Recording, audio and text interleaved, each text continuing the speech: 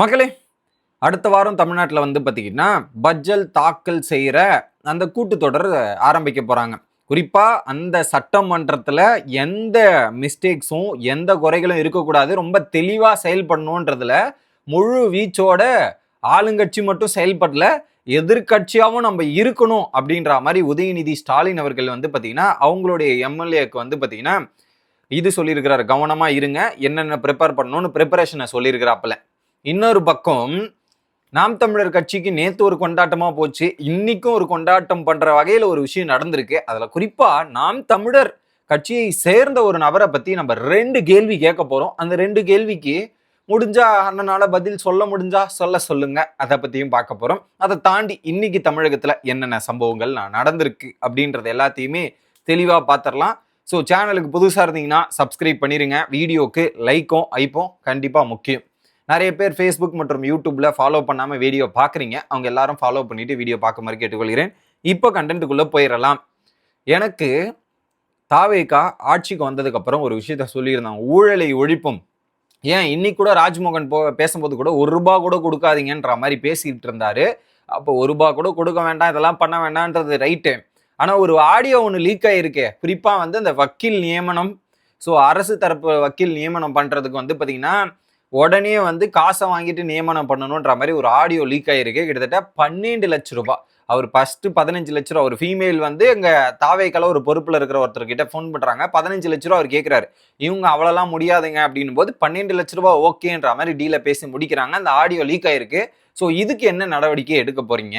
நீங்க ஊழலை இது பண்ண மாட்டோம், அதை அனுமதிக்க மாட்டோம், யாராவது ஆட்டம் போடணும்னு நினைச்சீங்கன்னா அதை மறந்துருங்கன்ற மாதிரி நாளே சொன்னாரு. ஆனா உங்க கட்சியை சேர்ந்த ஒரு நபரே இப்படி பேசி இருக்கிற ஆடியோ லீக் ஆயிருக்கு. அதுக்கு நீங்க என்ன நடவடிக்கை எடுக்க போறீங்க? ஆல்ரெடி ஒரு மாவட்ட செயலாளரை தூக்கி அரெஸ்ட் பண்ணி உள்ள போட்டீங்களே, அந்த மாதிரி இந்த ஒரு விஷயத்துக்கும் உங்களோட தரப்புல இருந்து தெளிவான கிளாரிட்டியும் அறிக்கையும் கொடுங்க. இல்ல அவர் மேல எடுத்தீங்களா ஒரு ஆக்ஷன், அதே ஆக்ஷன் இவர் மேல எடுத்து அரெஸ்ட் பண்ணி உள்ள போடுங்க. ஸோ நீங்க பாத்தீங்கன்னா டிரான்ஸ்பரண்ட் அரசாங்கம், டிரான்ஸ்பரண்டா இருப்போம் அப்படின்ற மாதிரி நீங்க சொல்லியிருக்கீங்க. சொன்னதுக்கு ஏற்ற மாதிரி நீங்க செயல்முறை படித்துனா ரொம்ப நல்லது. இல்லைன்னா நீங்க சொன்னதை கான்ட்ரடிக்ட் பண்றீங்க, முரண்பாடா இருக்கீங்கன்ற கேள்வி வரும். ஸோ இதை என்ன அப்படின்றத சொல்லுங்க. இதுல நேத்து வேற இருக்காரு, நாங்க இது வரைக்கும் டிரான்ஸ்பரண்டா நடந்திருக்கோம், எந்த ஒரு காசு வாங்கிட்டும் நியமனங்கள் போடலைன்ற மாதிரி சிடிஆர் நிர்மல்குமார் சொல்லியிருக்கிறாப்புல. ஆனா சொல்லியிருந்தாலும் இது நடந்திருக்கணும் போது இதுக்கான கிளாரிட்டி நீங்க மக்கள் கிட்ட கொடுக்க வேண்டிய கட்டாயத்துல இருக்கீங்க. அது என்னன்றதை தெளிவா கொடுங்க, அவங்க மேல ஆக்ஷன் எடுங்க அப்படின்றதான். ஏன்னா இது ஒரு வாட்டி மட்டும் இந்த ஒரு பிரச்சனை வரல இந்த அரசு நியமனங்கள்ல, வக்கீல்ல. இது 2, 3வது இஷ்யூ வருது. ஸோ தொடர்ந்து இந்த மாதிரி இஷ்யூஸ் வருதுன்னா அப்ப சம்பந்தமும் நடந்திருக்குன்றது தான் நம்ம அர்த்தம். அதுக்கேற்ற மாதிரி ஆடியோவும் லீக் ஆயிருக்கு. அடுத்து என்ன பண்றாங்கன்றதை பார்ப்போம். அடுத்து பட்ஜெட் கூட்டத்தொடர் நடக்க போது இல்லையா, தாக்கல் செய்யறதுக்காக ஒரு பக்கம் மரிய வில்சன்லாம் நாங்க ஊழல் அறிக்கையே வெளியிடுறோம் அப்படின்ற மாதிரி சொல்லியிருந்தார்.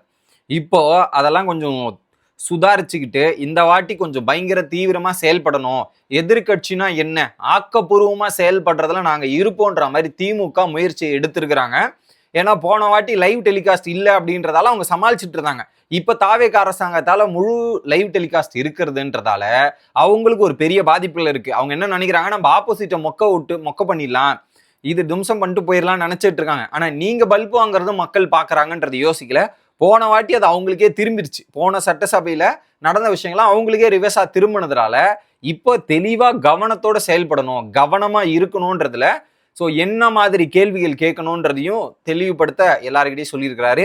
அதுவும் குறிப்பா 24 மணி நேரம் லைவ் போகும்போது அந்த லைவை எப்படி நம்ம கரெக்டா ஹேண்டில் பண்ணணும், எல்லாரும் பார்த்து பேசுங்கன்ற மாதிரி அறிவுரைகள் அங்க இருந்து வந்திருக்குது. எதிர்கட்சி தலைவரான உதயநிதி ஸ்டாலின் கிட்ட இருந்து பல விஷயங்கள் நடந்திருக்கு. ஓகே, இதெல்லாம் ஒரு நல்ல விஷயம்.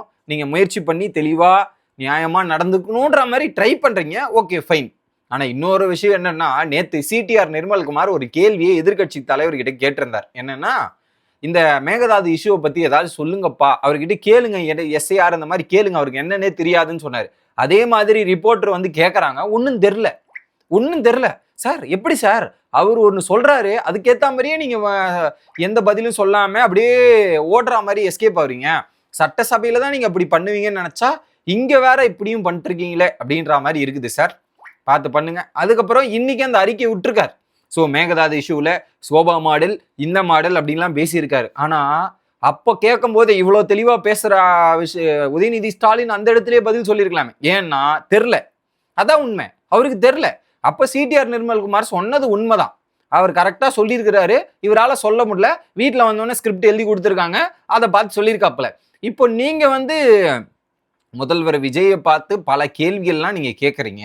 அவர் ஸ்கிரிப்டை பார்த்து படிக்கிறாரு, ஸ்கிரிப்டை பார்த்து பேசுறாருன்னு. அப்போ உங்களுக்கும் ஸ்கிரிப்டை பார்த்தா தான் பதில் வருமோ, ஸ்கிரிப்டை பார்த்தா தான் பேச வருமோ அப்படின்ற மாதிரி எனக்கும் தோணுதே. ஏன்னா அப்படிதான் உங்களுடைய ஆக்ஷன்ஸ் இருக்குது. அந்த இடத்துல பதில் கொடுத்தா நல்லா இருக்கும்.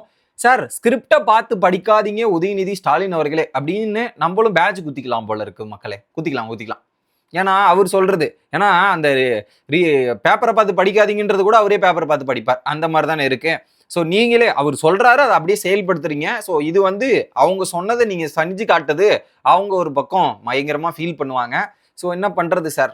சரி, இதுக்கப்புறம் எந்த பல்பும் வாங்காம கரெக்டான முறையில செயல்பட்டா நல்லது.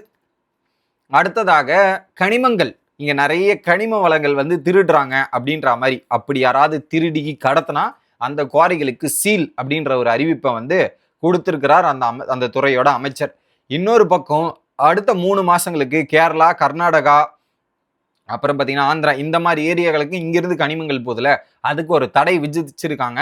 அந்த தடையை மீறி ஒரு விஷயம் எங்களுக்கு ஹெல்ப் பண்ணி கொடுங்கன்ற மாதிரி கேரளா நாட்டோட சிஎம் வந்து கேட்டிருக்கார். என்னன்னா, எங்களுக்கு வந்து நெடுஞ்சாலை இந்த மாதிரி இதுக்கு வந்து தேவைப்படுது கனிமங்கள்லாம், அதை வந்து நீங்க தடை பண்ணா எங்களுக்கு நிறைய பாதிப்புகள் இருக்கு, அதனால நீங்க எங்களுக்கு பண்ணணுன்ற மாதிரி லெட்டர் எழுதியிருக்கார். எனக்கு ஒரே ஒரு கேள்வி சார், கேரளால கனிமங்கள் கிடையாது, தமிழ்நாட்டில இருந்தா நீங்க கனிமம் எடுத்து அதெல்லாம் பண்ணணும். கேரளாலையும் பல கனிமங்கள் இருக்கு, பல விஷயங்கள் இருக்கு. அப்ப அங்கிருந்து நீங்க எடுத்துக்கலாம், எதுக்கு நீங்க இங்கிருந்து தமிழ்நாடு மட்டும் டிமாண்ட் பண்றீங்கன்னு? அப்ப என்னன்னா, ஆக மொத்தத்துல மற்ற ஆட்கள் வந்து ரொம்ப சேஃபா இருந்திருக்காங்க, அவங்களுடைய ஊரை அவங்களுடைய மாநிலத்தை பாதுகாக்கணும்ன்றது தெளிவா இருந்திருக்காங்க. ஆனா இத்தனை நாட்களா இங்க ஆட்சி பண்ண, தமிழ்நாட்டை ஆட்சி பண்ண திராவிட கழகங்கள் அப்படியே தாரவாரத்தை குத்து எல்லாத்தையுமே கொடுத்துருக்காங்க போல. எடுத்துட்டு போங்கன்ற மாதிரி கொடுத்துருக்காங்க போல. ஸோ இவங்க காவிரி தண்ணி தரல, இதை தண்ணி தரலன்னு பேசுறாங்க. ஆனா இங்க இருக்கிற கனிமங்களை பாதுகாக்கணும், இதை நாங்க அதர்ஸுக்கு அதை மற்ற மாநிலங்களுக்கு கொடுக்க மாட்டோன்ற மாதிரி ஒரு இடத்துலையும் பேசின மாதிரி தெரியல. ஏன்னா அதுல தானே நிறைய கொள்ள அடிக்க முடியும், அதனாலதான் இப்பெல்லாம் பண்ணியிருக்காங்க போல. இந்த இடத்துல ஒரு தடை விதிச்ச உடனே பாத்தீங்கன்னா அந்த சைட்ல இருந்து டிமாண்ட் வர ஆரம்பிச்சிருக்கு. சார் இதை பார்த்து நீங்க கரெக்டா முடிவெடுக்கணும், எல்லாரும் அவங்க சேஃபா இருக்கணும்னு நினைக்கிறாங்க, அவங்க மக்களை காப்பாற்றணும்னு நினைக்கிறாங்க. இது ஒரு வரவேற்கத்தக்க முடிவு, அது முதல்வர் விஜய் எடுத்ததே சூப்பர். ஓகே, இன்னொரு பக்கம் அங்க வந்து பருவமழை தொடங்க போகுதுன்றதால ஏரிகள் தூர்வாரம் பணி நிறைய நடந்துட்டு இருக்கு. அதுல போயிட்டு பாத்தீங்கன்னா புசி ஆனந்த் தீவிரமா செயல்பட்டு இருக்கார், அதுவும் நான் பார்க்க முடிஞ்சு. இன்னொரு பக்கம் இந்த பாதாள சாக்கடை அகற்றத்துக்கு எத்தனை பேர் இறந்து போயிருக்காங்க. இப்ப வண்டிலாம் இருக்கு, அதை மீறி நிறைய ஊர்களில் இன்னும் ஆட்கள் போய் அதை அகற்றுவது மூலயமாக நிறைய பேர் இறந்து போயிருக்காங்க. அதுக்காக ஏஐ கருவிகள்லாம் எடுத்துன்னு வந்து அதை அகற்றும் பணிக்காக ஒரு ஆலோசனைகள், அந்த ஒரு விஷயங்கள்லாம் நடந்துட்டு இருக்கு. இது வரவேற்கத்தக்க விஷயம். ஏஐ எடுத்துட்டு வந்து இந்த ரோபோட் மூலியமா செயல்படுத்துறதுலாம் குட் திங். அப்போ வந்து நிறைய பேர் வந்து பாத்தீங்கன்னா அதுல போய் இறக்க முடியாம மனிதர்கள் அகற்றும் அப்படின்ற ஒரு விஷயத்த தவிர்க்க முடியும். இது வரவேற்கத்தக்க ஒரு முடிவா நான் பாக்குறேன். சீமான், நாம் தமிழர் கட்சி தலைவரான சீமான் அவர்கள் நேத்து ஒருத்தரை கட்சியில விட்டு நீக்கி இருந்தாங்க. அவர் பேர் வந்து பாத்தீங்கன்னா விஷ்ணு. அவர் என்ன, இந்த பாரி அப்படின்ற யூடியூப்ல பேசக்கூடிய ஒரு நபர், தமிழ் சார்ந்து பேசக்கூடிய நபருக்கு வந்து பாராட்டு பர்த்டே விஷஸ் தெரிவிச்சிட்டார் அப்படின்றதுக்காக அந்த கட்சியை விட்டு தூக்கிட்டாங்க. ஸோ அதனால எனக்கு ஒரு கேள்வி வருது, அவர் ஏன் ஒருத்தர் ஒரு பர்த்டே விஷ் பண்ணது தப்பாங்க, அதுக்குன்னு கட்சியை விட்டு தூக்கிடுவீங்களா அப்படின்ற மாதிரி கேட்டா எனக்கே ஷாக்கா இருக்கு. இதுக்கெல்லாம் ஒரு முட்டு கொடுத்துட்டு பயங்கரமா பேசுவார்ல ஒருத்தர், சாட்டை சாட்டை சாட்டை அப்படின்னு, சாட்டையை சொல்லட்டுவோம் அப்படின்னு சொல்லுவார் இல்லையா, அந்த நபர்கிட்ட நான் ஒரு கேள்வி கேட்கிறேன். கொஞ்ச நாளுக்கு முன்னாடி உதயநிதி ஸ்டாலின் கூட போய் சீமான் சந்திச்சப்ப, ஒரு கல்யாண வீட்டுல ஸ்டாலின் அவர்களை போய் சீமான் அவர்கள் சந்திச்சப்ப அப்படி வந்து ஒரு மாண்பு, திஸ் இஸ் மாண்பு அப்படின்ற மாதிரி, இந்த ஒரு மாண்பு கூட தெரியாம இருக்கீங்களே அப்படின்ற மாதிரி பல விஷயங்களை வந்து ஒரு வீடியோல பேசியிருந்தாப்பல. இதெல்லாம் ஒரு மாண்புங்க, இதெல்லாம் வந்து கேள்வி கேட்கலாமா அப்படின்ற மாதிரி பேசிட்டு இருந்தாரு. அப்போ நீங்க போய் சந்திச்சு இதெல்லாம் பேசினா மாண்பு, ஆனா உங்க கட்சியில இருக்கிற ஒரு நபர் வந்து இன்னொருத்தருக்கு பர்த்டே விஷ் பண்ணா மாண்பு கிடையாது, அவரை கட்சியில விட்டே தூக்கும். அப்படி பார்த்தா சீமானியும் கட்சியில் வீட்டில் தூக்கி இருக்கணும் போல இருக்கே. அதுக்கு மட்டும் கொஞ்சம் பதில் சொல்லுங்க சார். நீங்க கரெக்டான ஆளா இருந்தா நியாயமான கேள்விகளை கேட்கிற ஆளா இருந்தா, அப்படியான ஆளா இருந்தா நீங்க என்ன பண்ணுங்க, இதை பேஸ் பண்ணி சீமான் அவர்கள் செய்தது சரி என்றால் இந்த இடத்துல விஷ்ணு செய்தது சரி, அப்ப விஷ்ணு செய்ததில் தவறு என்றால் சீமான் செய்தது தவறு அப்படின்ற ஒரு வீடியோ காணொலியை வெளியிட்டா ரொம்ப ரொம்ப நல்லா இருக்கும் அப்படின்றத சொல்லிக்கிறேன். ஏன்னா அந்த ஒரு அநீதி வழங்கும் போது கூட அப்படின்ற மாதிரி தானே டேக்லைன்லாம் வச்சிருக்கீங்க. அப்போ ஒரு நபருக்கு ஒரு நியாயம், இன்னொரு நபருக்கு இன்னொரு நியாயமா அப்படின்ற மாதிரி என் கேள்வி கேட்கணும்னு தோணுது சார். ஸோ அதனால அதுக்கு கரெக்டான பதிலை நீங்க கொடுத்துட்டீங்கன்னா நியாயமான விஷயம், நியாயமான ஆளு யாரா இருந்தாலும் கரெக்டா கேள்வி கேட்பாருப்பா. சொந்த அண்ணனா இருந்தாலும் சரி, சொந்த கட்சிக்காரனா இருந்தாலும் தீர்ப்பு ஒண்ணுதான் அப்படின்றத நானே பாராட்டுறேன். இந்த டபுள் ஃபயர், ட்ரிபிள் ஃபயர், இந்த மாதிரி ஃபயர்லாம் பேசுனீங்களா, இது மாதிரி பேசுனீங்கன்னா நான் இந்த ஃபயர்லாம் விடுறேன் சார், பார்த்து பண்ணுங்க சட்டை அவர்களே. ஏன்னா ஒரு பர்த்டேக்கு ஒரு மாண்பு போச்சா மக்களை, அது கட்சி விட்டு தூக்குறாங்க, அதுக்கு இவர் வந்து பேசுறாரு போல. அடுத்ததாக காவேரி இல்ல இந்த சீமான் அண்ணனை பத்தியும் இன்னொரு விஷயம் இருக்கு. நாம் தமிழர் கட்சி ஓகே, ரீசெண்டா வந்து பாத்தீங்கன்னா மார்க்கெண்டியன் வந்து எலும்பை உடைப்பேன் அப்படின்னு பேசி அரெஸ்ட் பண்ணி ஜெயிலில் போட்டிருக்காங்க. அவருடைய பெயிலுமே தள்ளுபடி பண்ணிட்டாங்க.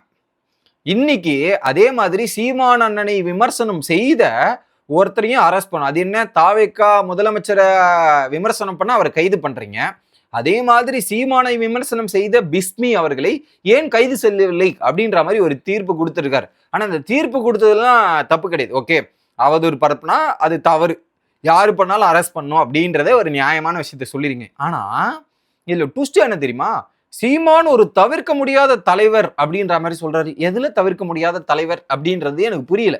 தமிழ்நாட்டுல சீமான் அவர்கள் வந்து என்ன இது வரைக்கும் சட்டசபைக்கும் போனது கிடையாது, எதுவுமே போனது கிடையாது. அது இருக்கிற இடம் தெரியாம இருந்துட்டு போங்கன்ற நிலைமையில தான் இருக்கு தமிழ்நாட்டுல. அப்படின்ற ஒரு கட்சி இருந்தது அப்படின்றது இன்னும் பல பேருக்கு போக போக தெரியாமே போயிடும். அப்படியாப்பா அப்படின்னு கேட்க ஆரம்பிச்சிருவாங்க. அந்த நிலைமையில தான் இப்ப அந்த கட்சியே இருக்குது.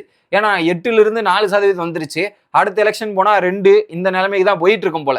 ஏன்னா அவங்களும் ஆக்கப்பூர்வமான அரசியல் பண்ணாம வெறுப்பு அரசியல் பண்றாங்கன்றதாலதான் அவங்க கட்சியில இருக்கிற நபர்களே எல்லாம் வந்து அவங்களே எடுப்புல வெளியே வந்துகிட்டே இருக்காங்க. அந்த நிலைமையில போயிட்டு இருக்க சமயத்துல இப்போ அவரும் ஒரு தவிர்க்க முடியாத தலைவர்ன்ற மாதிரி ஒரு ஜட்ஜி தீர்ப்பு கொடுத்திருக்காங்களா, என்னது இது சம்திங் இடிக்குதே அப்படின்னு போய் செக் பண்ணி பார்த்தா லக்ஷ்மண சந்திர விக்டோரியா கௌரி அவங்க தான் நீதிபதி, மதுரை கிளையை சார்ந்த நபர். அவங்க என்ன பண்ணியிருக்காங்க, முன்னாடி ஹிஸ்டரி எடுத்து பார்த்தா இவங்க வந்து ஒரு பாரதிய ஜனதா கட்சியோட பொலிட்டிஷியனா இருந்திருக்கிறாங்க. அதனாலதான் அப்போ உங்களுக்கு 2 days பேக்கு சீமான் அண்ணன் வந்து பாத்தீங்கன்னா 1வது வகுப்புலயே எத்தனை நாள் தான் இருக்கிறது, இன்னும் அதுல இருந்து கடந்து அடுத்த ஸ்டெப்புக்கெல்லாம் போகணும்ன்ற மாதிரி ஒரு மீட்டிங்ல நைனா நாகேந்திரன், சரத்குமார் இவங்க 3 பேரையும் வச்சுட்டு பேசினாரு. அப்ப இவங்க 2 பேரும் எந்த கட்சியை சேர்ந்த நபர், யாரு கூட இப்ப இருக்கிறாங்க, பிஜேபி. அதனாலதான் என்னமோ அந்த பிஜேபி இந்த பிஜேபி கூட கனெக்ட் பண்ணி இப்படி சொல்லியிருக்கிறாங்களோ அப்படின்ற சந்தேகங்கள் வருதுங்க ஐயா. அதையும் பார்த்து செஞ்சு விட்டுருங்க. ஆனா அதுல வந்து அவதூறு பரப்புவதும் ஆபாசமாக பேசுவதும் அது யாரு பண்ணாலும் தவறு தான், அதுல மாற்றுக்கிறதுல அது I will stand that point. ஆனா இருந்தாலும் இந்த ஒரு பாயிண்ட்ல எனக்கு ஏதோ இடிக்குதே அப்படின்ற மாதிரி யோசிக்க வைக்குது. பாப்போம். அடுத்து அரசியல் மாண்பு, இதை பத்திலாம் நம்ம பேசி முடிச்சிட்டோம் இல்லையா. இன்னொரு பக்கம் வந்து பாத்தீங்கன்னா சிஎம்முக்கு வந்து கேரளா சிஎம் லெட்டர் எழுதுனாங்க, அதெல்லாம் முடிஞ்சிருச்சு. இன்னொரு பக்கம் தமிழ்நாட்டோட சிஎம் வந்து பாத்தீங்கன்னா மத்திய அமைச்சர் ராஜ்பூஷனுக்கு ஒரு எதிர்ப்பு தெரிவிச்சிருக்கிறாரு. ஏன்னா அங்க மேகதாதுல ஒரு அணையை கட்டணும் அப்படின்ற மாதிரி சொல்லிட்டு இருந்தாங்களே, அதெல்லாம் அப்படி கட்டக்கூடாது அப்படின்ற மாதிரி ஒரு எதிர்ப்பு முதல்வர் விஜய் தரப்புல இருந்து வந்திருக்கு. இன்னொரு பக்கம் வந்து பாத்தீங்கன்னா காவேரி தண்ணீர் வந்து திறக்கணும் அப்படின்றதுக்காக 15 நாட்களுக்கு வினாடிக்கு 3500 கன அடி வந்து காவிரி நீர் அந்த ஒழுங்காற்று குழு பரிந்துரை மூலியமா திறந்து விடுறதுக்காக அறிவுரை கொடுத்துருக்காங்க. அதை செயல்படுத்துறாங்களா இல்லையா அப்படின்றது பொறுத்திருந்து பார்த்தாதான் நமக்கு தெரியும். ஸோ இதுதான் இன்னைக்கு அரசியல் களத்துல நடந்த சம்பவங்கள். மீண்டும் இன்னொரு வீடியோவில் வந்து சந்திக்கிறேன். Bye guys.